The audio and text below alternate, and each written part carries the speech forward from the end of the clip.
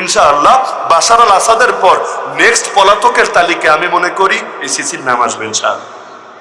আরো পালাবে, অনেকেই পালাবে। মোদিজি কই পালায় এটা আমার দেখার একটা শখ আছে।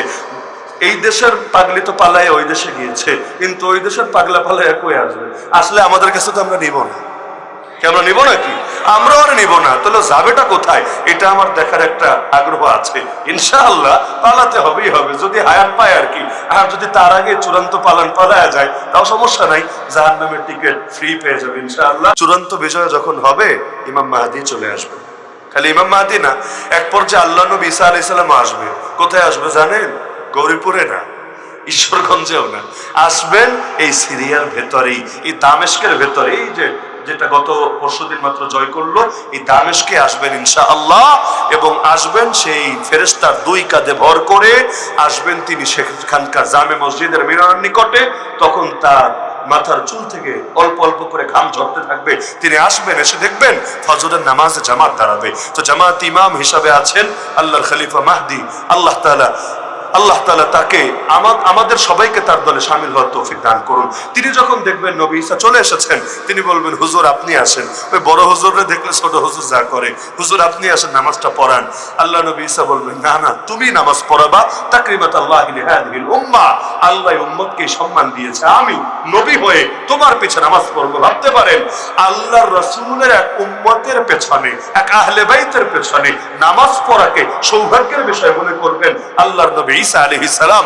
আল্লাহ কি মাকাম আমাদেরকে দিয়েছে! আরে চিনলেন না তো নিজেদেরকে? যদি চিনতেনই, আল্লাহ নবীর আদর্শ বাদ দিয়ে আমেরিকার আদর্শ নিতেন না, আল্লাহ নবীর আদর্শ বাদ দিয়ে কাফের মুশরিকদের আদর্শ নিতেন না। আজও আপনি ইসলামের পক্ষে বিপ্লব গড়ে তুলতে পারেন না, ইসলামের পক্ষে জিহাদে নামতে পারেন না। আপনি ভাবেন ওই গণতন্ত্রের শান্তি, ওই সমাজতন্ত্রের মুক্তি, ওই কাফের মুশরিকদের দেখানো তরিকা স্বস্তি, আরে ওরা কবে দাঁড়িয়েছিল মুসলমানের পক্ষে?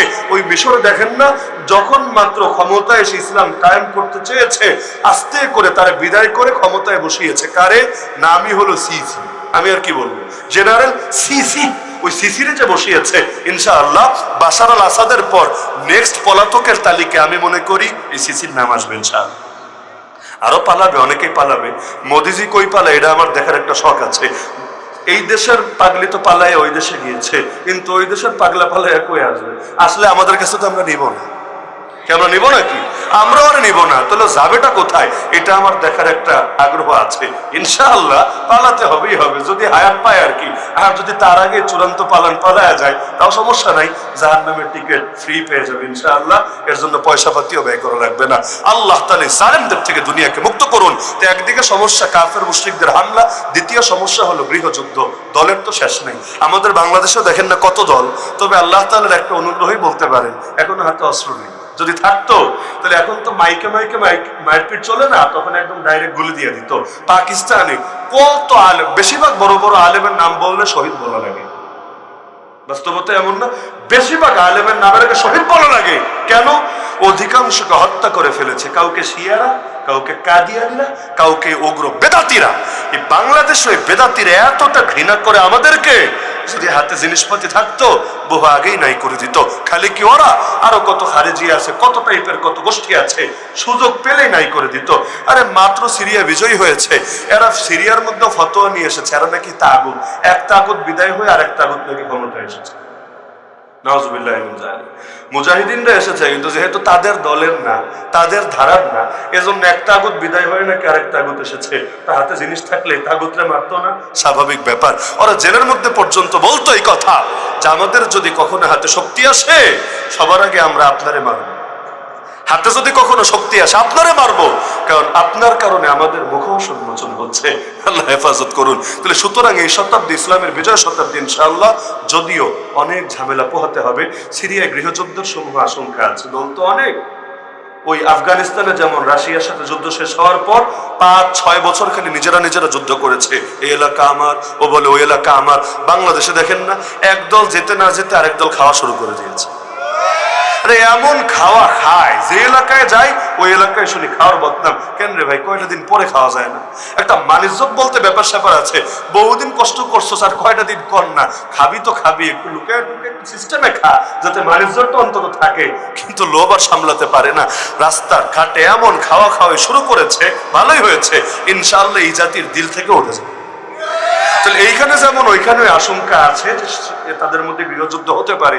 আর আমেরিকার ইসরায়েল শেষ পর্যন্ত কি করবে আল্লাহ ভালো জানে। হিন্দুস্তানেও জিহাদ হবে, জানেন তো আপনারা। ওই জিহাদে শরীক থাকার ইচ্ছা আছে তো ইনশাআল্লাহ। একটা জিহাদ হবেই হবে, কবে হবে আল্লাহ ভালো জানে। লাগবে লাগবে কইরাও লাগে না, কারণ গরুর মুখ খেতে খেতে মাথা যদিও অনেক ঝামেলা হয়েছে, কিন্তু এতটুকু জানে এই জাতির সঙ্গে লাগলে কুলে উঠতে পারবে। নামও দিয়েছে সেই নাম, ওদের বিমান বাহিনীর নাম বায়ু সেনা। সুন্দর নাম। বায়ু শব্দটা শুনলে আমার ওই বায়ুর কথা মনে পড়ে। বায়ু সেনা কেন জানি আমার কাছে মনে হয় বায়ু ছাড়তে ছাড়তে পালায় যে সেনা তারে বলে মনে হয় বায়ু সেনা।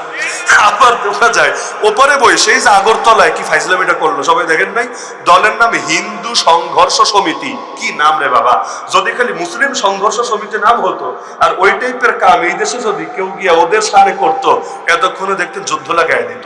হিন্দু সংঘর্ষ সমিতি হামলা চালালো বাংলাদেশের হাই কমিশনে, পতাকার অপমান করলো, হাই কমিশনের লোকদেরকে পিটালো, আরো কত কিছু করলো। এমনকি সারাদিন আইসা সীমান্তের কাছে হাউকাও করলো। ওদিকে সরকার বিএসএফ রে বলে দিছে খবরদার হাউকাও করতে দিস, সমস্যা নাই, বাংলাদেশে একটারও ঢুকতে দিস না। এই পারে বৈশা যত হাউকাও করতে পারে সারাদিন করলো। অথচ মজার বিষয় আগরতলা আর এপারের ব্রাহ্মণবাড়িয়ার আখাউড়া দূরত্ব মাত্র 2 কিলো। কয় কিলো? 2 কিলো। বুঝেন না, 2 কিলো হাঁটতেও তো আধা ঘন্টা লাগে না, বা বেশি থেকে বেশি 40 মিনিটই লাগবে। এত হাউকাও না করে ব্রাহ্মণবাড়িয়া চলে আসলেই তো হতো। কাকতালীয় ভাবে ওই যেই দিন ওরা হাইকমিশন ভাঙচুর করলে আর পরের দিন মাহফিল আমার আখাউড়া, একদম আখাউড়ার প্রাণ কেন্দ্র, সবচেয়ে বড় মাদ্রাসা একটা আছে জাওরাই হাদিস পর্যন্ত 800 ছাত্র। এমনি আখাউড়ায় বেদাতি বেশি, আহলে হক খুবই কম। এর মধ্যে আলহামদুলিল্লাহ ওই মাদ্রাসাটা সবচাইতে শীর্ষ। ওইখানে বয়ান ছিল, ওইখানে আমি একদম প্রকাশ্যেই বললাম যে দাদা বাবুরা আমার আলোচনা যেহেতু পৌঁছায় আপনাদের কাছে, একটা রিকোয়েস্ট, দূরে দূরে থেকে এত ঝগড়াঝাটি করে কি লাভ, আসেন লাইভে সাক্ষাৎ হোক, সরাসরি একসাথে বসে চা খাওয়া হোক। ব্রাহ্মণবাড়িয়াবাসী তো রেডি আপনাদেরকে রিসিভ করার জন্য, টেডা নিয়ে রাস্তায় রেডি আছে, খালি আসেন না। আর কিছু পারুক বা না পারুক অন্তত মুসলমানি করে। যেই ব্রাহ্মণবাড়িয়ায় বাচ্চারা বিয়ে শাদী দিতেও ভয় পায়, কেন? বাকি 67 জেলা চিন্তায় থাকে কখন জানি ধরে আমাদেরকে বানায় দেয়। ওই ব্রাহ্মণবাড়িয়া হয়ে তো বাংলাদেশে ঢুকতে হবে, তো যদি ঢোকে বাকিটা কি হবে আর বলা লাগবে না, ওইটা পরিস্থিতি আসলেই দেখা যাবে। ওরা আমাদেরকে ভয় দেখায় আমাদের 3 দিকে নাকি ইন্ডিয়া, তো কি হয়েছে, তো তোমাদের মুরগির গলা তো আমাদের হাতে। 7 সিস্টার্স, 8টা দেশ, নামে 7 কিন্তু আসলে দেশ 8টা। ওই 8টা দেশের সঙ্গে পুরো ইন্ডিয়ার লাইন হলো ছোট্ট একটা রাস্তা দিয়া, ওইটার নাম চিকেন নেক। চিকেন মানে মুরগি, ওই চিকেন নেক মুরগির গলা, মাত্র 23 কিলোমিটারের মতো ছোট্ট একটা রাস্তা। মুরগির গলায় চাপ দিতে দেরি, গলা কিন্তু শেষ হইয়া শ্বাসরোধ হতে দেরি না। এপার আর ওপার থেকে যদি খালি একটু চাপটা দেওয়া যায়, ওর শ্বাস বন্ধ হয়ে ওর 8 দেশে একসাথে শেষ। এমনকি আমাদের 3 দেশে ওরা, তাতে কি? ত্রিপুরা মানচিত্র খুলে আজকে দেখবেন ত্রিপুরাটা কোথায়, দেখবেন ত্রিপুরার 3 দিকে আবার আমরা। আমাদের সিলেটের যাদের বাড়ি চিটাগাং যেতে বহু কষ্ট, বহু ঝামেলা। এমনকি বিমানে যেতে চাইলেও ডাইরেক্ট বিমান নেই, ঢাকা নামো আবার ঢাকা থেকে চিটাগাং যাও, বহু ঝামেলা। ত্রিপুরাটা যদি বাংলাদেশের হয়ে যায়, সিলেট থেকে শুরু করে একেবারে এক লাফে চলে যেতে পারবেন চিটাগাং, ডাইরেক্ট। ঢাকা আসা লাগবে না, কুমিল্লা কোনো ঝামেলা নাই, ডাইরেক্ট যাওয়া যাবে।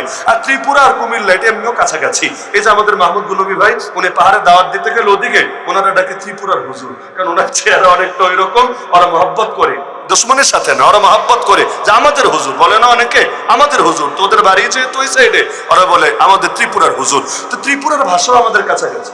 বহু আলেম এই ইন্ডিয়া সফরে গিয়ে আমি পেয়েছি ত্রিপুরার, হঠাৎ কথা শুনলে বুঝবেনই না এটা কি কুমিল্লা নাকি এটা ত্রিপুরা।